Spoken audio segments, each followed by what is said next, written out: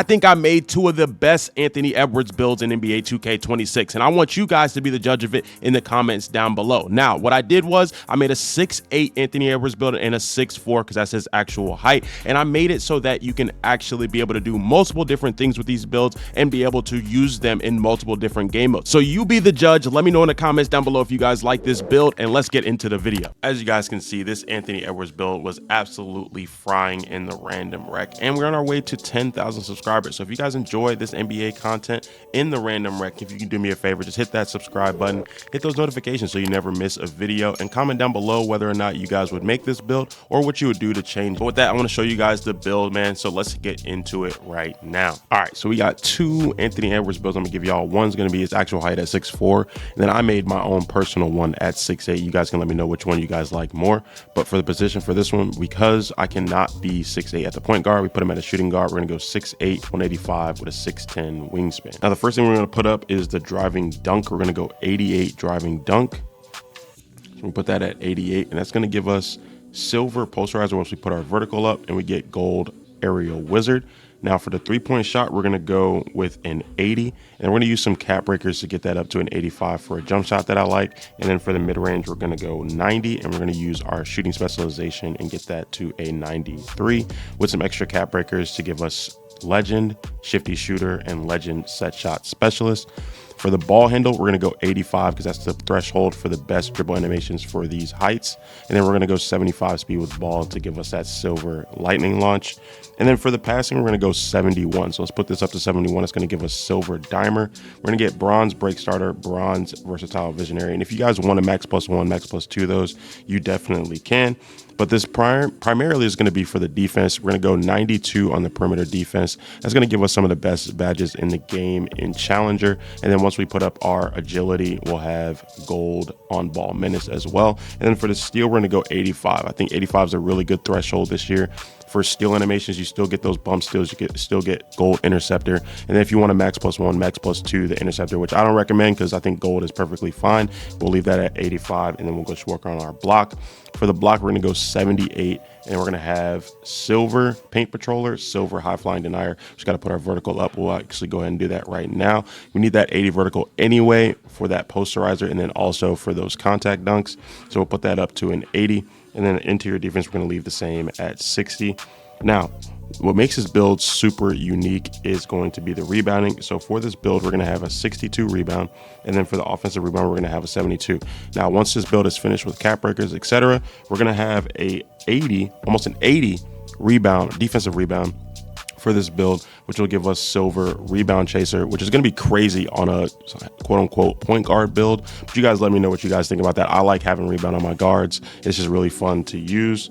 And then for the agility, we're going to go 76. And this is what we're going to be looking like when the build is finished without any cap breakers. So as you guys can see, we get crazy dunk animations, we get crazy shooting, but this build is not finished yet. We're going to use cap breakers. We're going to cap break this build, and I'm going to show you guys what that looks like right now. So here's what this build looks like with cap breakers. We have an 89 driving dunk. We have a 93 mid-range, giving us, like I said, legend set shot, legend shifty shooter. We get an 85 3 ball. We get 85 for the ball handle, 75 for the speed with ball. And then obviously the defense stays the same, but it's really good with having those gold defensive badges. And then we have a crazy rebound. Now I went 79 on the rebound because I messed up on one thing, but just make sure that the offensive rebound goes down to a 70, and then the defensive rebound goes up to a 63, so you can cap break that up to an 80. That's the only mistake that I made on this build because 80 gives you silver rebound chaser. Just make sure you do that if you want that on this build. And then for the physicals, obviously, I wish I would have went a little bit higher on the strength, but we'll work on that on the 6'4" build that we're going to make as well, just because we have higher strength on that build. And then for the vertical, we went 80 for those contacts and those defensive badges as well. Now here go my max +1s, max +2s. Obviously, you can see I have gold posterizer, I have gold high flying denier,